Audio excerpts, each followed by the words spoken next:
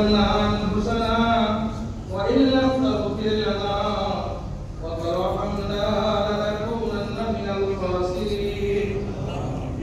ربنا آتنا في الدنيا حسنة وفي الآخرة حسنة وقنا عذاب النار أي مولا الكريم رمضان মাসের শেষ জুমায় আয় আল্লাহ জুমার নামাজ আদায় করে তোমার ঘরে দান করে তোমাকে সিজদা করে তোমাকে গাইতে ডেকে সুবহান রাব্বিয়াল আযীম বলে সুবহান রাব্বিয়াল আলা বলে পরওয়ারদিগার তুমি আমাদের নামাজকে কবুল মঞ্জুর করে দাও আয় মওলা করিম রমজানের যে রোজা রাখলাম যে তারাবি করলাম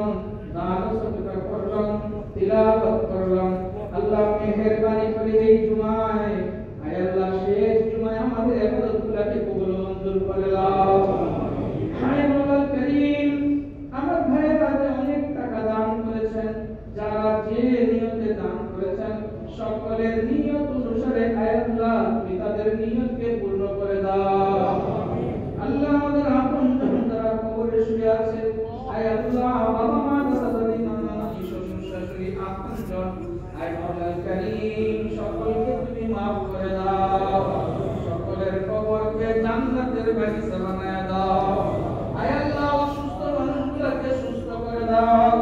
পেরেশানি মানুষের পেরেশানিকে দূর করে দাও অভাবী মানুষের অভাবকে দূর করে দাও